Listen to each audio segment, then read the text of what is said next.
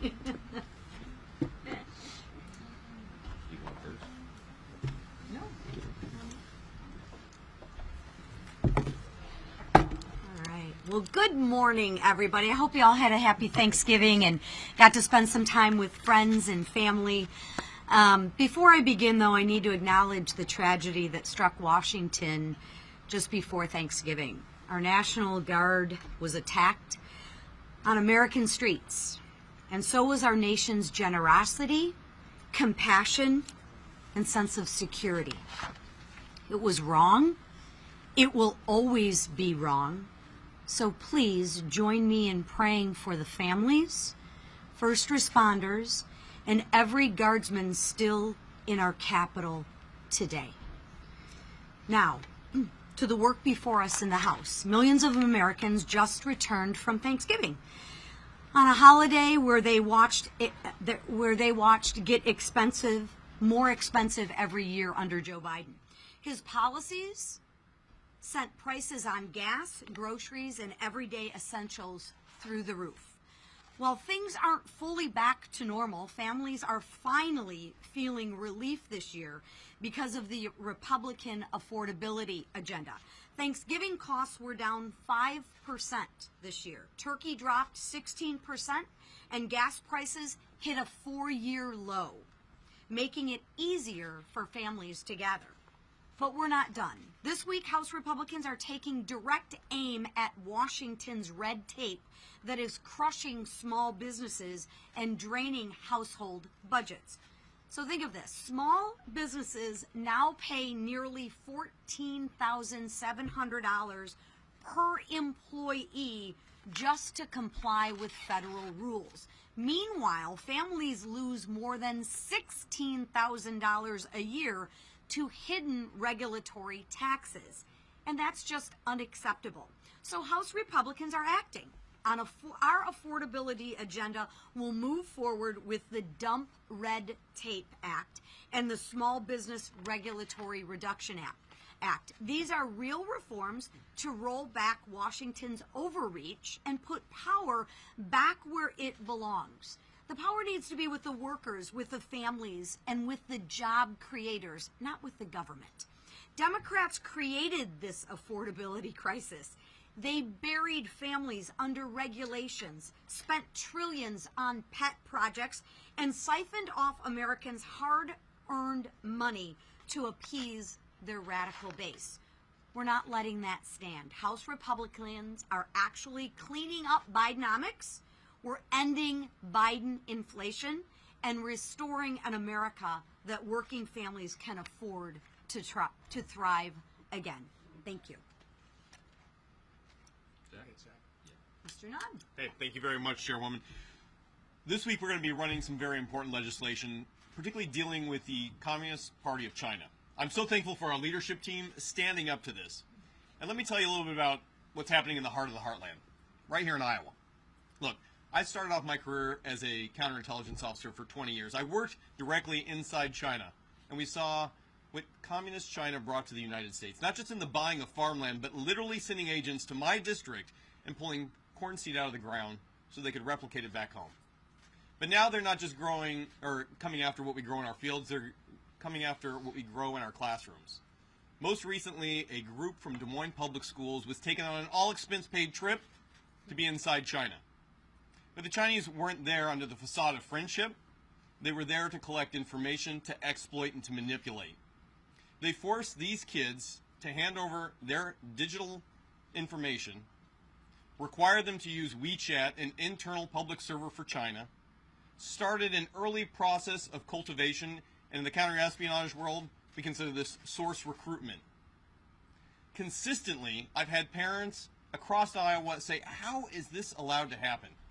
And the simple truth is, there's no law preventing it. The Chinese government is creating a series of shell organizations to recruit kids to come to China and then exploit them the moment they set down in soil inside Beijing. This has to stop. And I'm so proud of this team for helping us stand up to what the Politburo in Beijing is trying to do to kids in Des Moines, Iowa, and across our country. We have the opportunity not only to push back, but to send a strong signal that we have a friendship opportunity with China that is real, but we will not stand by while Chinese communist agents attempt to recruit kids for future exploitation. Whether it's in ag or whether it's in the classroom, we have the opportunity to say no, and this team has stood up to do it. Thank you very much, Mr. Speaker, for your leadership. Thank you. $1 billion. That's how much money has been stolen from the hardworking taxpayers in my home state of Minnesota. And if that's not egregious enough, some of these taxpayer dollars have allegedly been diverted to al-Shabaab terrorists. Under the failed leadership of Tim Walz, Minnesota has become a hotbed for fraud. We knew it was bad, but now, thanks to the work of our new U.S. Attorney for Minnesota, the true size and scope of the crimes is being brought to light, finally. $250 million in the feeding our children scandal. The largest pandemic fraud case, by the way, in the country. $14 million robbed by a woman who fraudulently diagnosed Somali children with autism, then billed the taxpayer for the services that were never provided. Over $5 million stolen by individuals falsely claiming to provide housing assistance to those in need. These are just some of the fraud schemes that have been federally charged, and I want to emphasize that because our failed governor tried to claim that he's been prosecuting. He hasn't even investigated. There are even more, by the way, that are under investigation, including 80 autism clinics that are currently under investigation. Career fraud prosecutor and former acting U.S. Attorney for Minnesota, Joe Thompson, said the amount of fraud, quote, takes my breath away. Even the New York Times admitted that the fraud in Minnesota is, quote, staggering in its scale and its brazenness. Between the meals, housing, and autism therapy fraud cases, 86 people have been charged. Of those 86, 78 are of Somali descent. Let me be clear, it is not racist to call out criminal behavior. And we're going to not cower to baseless labels while Minnesotans, including law-abiding Somali Americans, get robbed blind. While Tim Walz refuses to take accountability for the fraud he created and enabled, President Trump is committed to justice for the crimes against the taxpayers of Minnesota, and I am too. I want to thank Treasury Secretary Scott Bessent for launching an investigation into this important issue. Minnesotans deserve answers and accountability, and we're not going to rest until they get both. And thank God for President Trump raising this because no one was covering it. We've been sounding the alarm on this fraud for over 3 years. No one in this room and no one back at home was reporting how bad this is.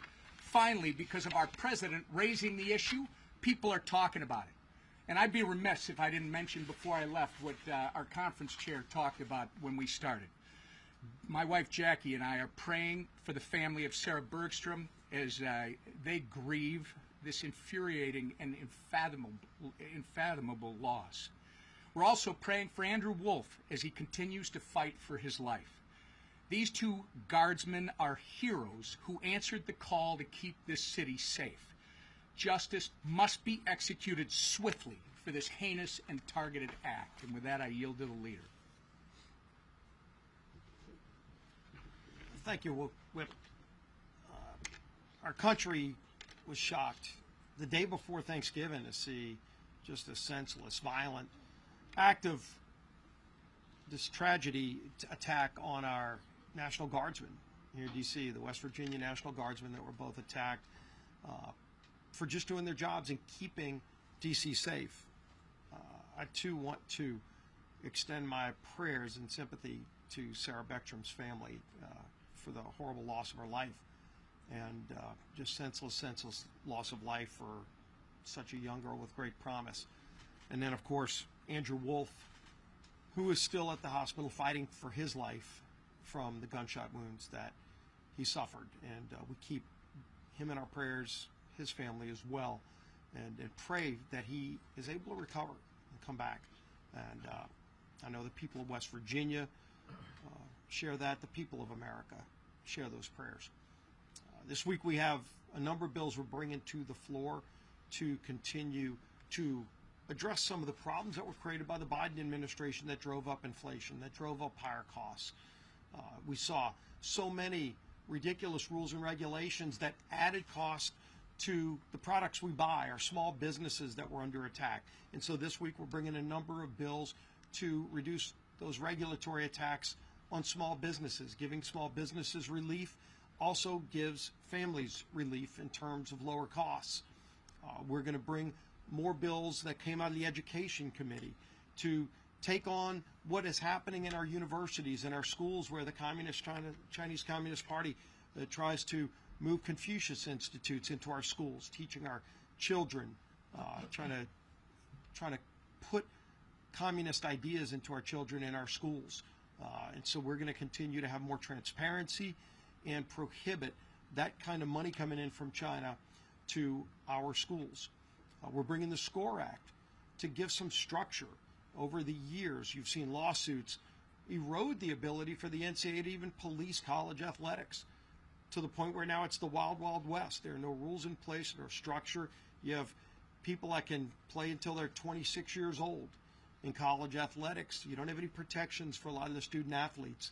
And so we first restore the ability for policing through the NCAA. Congress won't be doing the regulations. It will be the NCAA having the ability to police college athletics again. We also protect women's sports. We protect Olympic sports by ensuring that you have an equal number of women's sports to men's sports, that you have a minimum number of sports, so that a lot of the Olympic sports that are so important to our country, as we see the Olympics coming up here again. In many cases, our Olympians come from the college ranks, and so we protect that too. And again, just putting structure in place for what is right now wild, wild west atmosphere. And we're going to continue to work on healthcare proposals to ensure that families have choices and lower premiums. That's what Republicans care about. Democrats have never cared about that since they passed the Affordable Care Act and all the broken promises and lies that went with it. If you like what you have, you can keep it.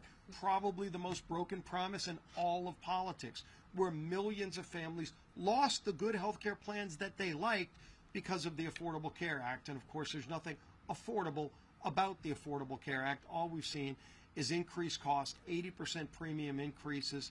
Democrats just concerned about bailing out insurance companies who get record profits, while families see higher premiums because of that failed law. What we want to do is give families options, lower premiums for families. And again, we've brought some bills to the floor already. We're going to keep bringing bills to the floor to do those two things, to lower premiums for families and give them options so that they can get what's best for their families. They don't have to be enforced into a plan that the government tells them they have to be in, that's too expensive for them and doesn't work for their family. They can buy whatever they want that makes sense for them and for their family. So we're going to continue to work on that too as we move an aggressive agenda, and that agenda is led by our speaker, Mike Johnson. Thank you, Mr. Leader, this leadership team, Colonel Nunn, for being here with us this morning. There is a lot going on, and we want to give you some updates on things. I hope everybody had a blessed Thanksgiving. It is true that our hearts were heavy, of course, with Sarah and Andrew, these two selfless National Guardsmen who were senselessly attacked while they volunteered for service to defend the rest of their fellow Americans, and they literally took bullets for it. And so our prayers are with Andrew as he recovers, and our hearts and prayers are with the family of Sarah. It reminds us that freedom isn't free, and some people make the ultimate sacrifice so the rest of us can have that. You know, I was reminding our conference this morning, 1789, our first president, George Washington, was the first to issue a national day of thanksgiving and prayer, a proclamation. And he declared that because the Congress requested it of him. And of course, Washington was the first and best person to do that, to start the tradition. And he wrote famously in his proclamation, he said, it is the duty of all of us, it is our duty to acknowledge the blessings of God, to be grateful for what he's done for our country and all of us individually, and to humbly implore his protection and favor. It's never been more important to do that, and it's a great reminder. Thanksgiving is a uniquely American holiday, as we know, and it's a great time to sit around the table and be reminded of those blessings, and chief among them is the freedom that we enjoy. And we do not take that for granted. So it's proper, appropriate for us to acknowledge those sacrifices. Now, there's a lot going on across the country. There's a special election in Tennessee today, you may have heard. Tennessee's 7th District. I spent all day there yesterday. I think it was 10 hours and 12 events, I think. I was with Matt Van Epps, our Republican extraordinary candidate for the seat there that is open and will be filled today in the election. He's running against someone who truly is, by any objective measure, a real radical. She famously said that she hates Nashville, which is the largest city in the district, which is kind of an interesting campaign strategy, and hates country music. You know, it's Tennessee. So Matt Van Epps is an extraordinary candidate by contrast. He is a lieutenant colonel in the Tennessee Army National Guard. He's a combat veteran. He flew combat missions, deployed 8 times over to the Middle East, and dodged missiles and bullets for his country. He worked in Tennessee state government and is a highly capable, competent, calm, common sense conservative. He's exactly what that district needs. We're excited for him, devoted husband and father, America First Patriot. So hey, if you're in Tennessee's 7th District, Nashville, and 14 counties, go vote today. It matters. Special elections are strange animals, and anything can happen. And when you're in a deep red district, sometimes people assume that the Republican, the conservative, will win, and you cannot assume that because anything can happen. So we encourage everybody to go out there and make that happen. The people are fired up. I was there and really enjoyed the energy there. We're going to see that across the country next week as we go into this very important midterm election next year. I mean, and all the weeks ahead. And as we go into that election, remembering again how important all of this is. And as we put some posters up here to remind you and remind all of ourselves what an extraordinary run we've had in the 119th Congress. Now, in spite of the fact that we had razor-thin majority, I mean, it many times, as you know, 1 or 2 vote margin, we still have had one of the most consequential Congresses in the great history of this extraordinary nation. And you know, if you look at what has been accomplished for the first 10 months of this term, this year, the 119th Congress, this new administration, you could stack that up against any Congress in history. I think it's probably in the top 5 in terms of marquee landmark achievements. And, you know, part of our, both a blessing and a curse is we did so much of it in the One Big Beautiful Bill, the Working Families Tax Cut. There's so much to talk about. It's as if it just got brushed aside. But the component pieces of that is some of the most nation-shaping, productive, pro-growth policies that have ever occurred to help all Americans. And we look forward to all the provisions of that bill being implemented beginning really in earnest in the first part of the year. And so the first quarter, second quarter will be a very different scenario. But we're excited to go through that. We can't fix everything overnight. And the Biden-Harris administration, as we said so many times, in 4 years really destroyed almost every metric of public policy. Don't go flip a switch to do that. It takes some time. And we've been working earnestly and around the clock to do that, to work on solutions, to solve all those problems, and to make government more efficient and effective and responsive. Republicans have been delivering and working to bring down costs for American families, to fix the Democrats' broken health care system, and to rid our streets of violent criminals and dangerous illegal aliens. All this has been our goal since January, and we've been delivering. And as the year comes to an end, we started to reflect upon what we've done in that first 10 months and ultimately the first 12 months, and it's really something. The Working Families Tax Cut, let me just tell you some of the components of that, because people seem to have forgotten. It was a permanent extension of the 2017 tax cuts, which is collectively it's the biggest tax cut in U.S. history. Had we not passed the big bill, we would have had a $5 trillion tax increase on all hardworking American families as that expired in December. It was a marquee achievement. We also in that included permanent estate tax relief extensions. We had landmark Medicaid program reforms, which the CBO has said is going to save $185 billion and reduce premiums on everybody for their health care. We expanded the SNAP work requirements to get ineligible recipients off, young able-bodied men with no dependents or health problems. They shouldn't be riding the wagon, and they won't anymore. In the bill, we increased border enforcement and funding, generational investment in those things, and it's worked because guess what? The border is sealed. We don't have all these illegals coming across the border anymore. We included no tax on tips, no tax on overtime, increased standard deduction for seniors, free tax savings accounts for every child born in America, which will be announcing at the White House in an event this afternoon. Business tax provisions to incentivize investments and innovation. That's all in the bill and much more. We codified 67 of President Trump's America First executive orders so far, and there are many more to come. We repealed Biden-era regulations with 23 Congressional Review Act resolutions.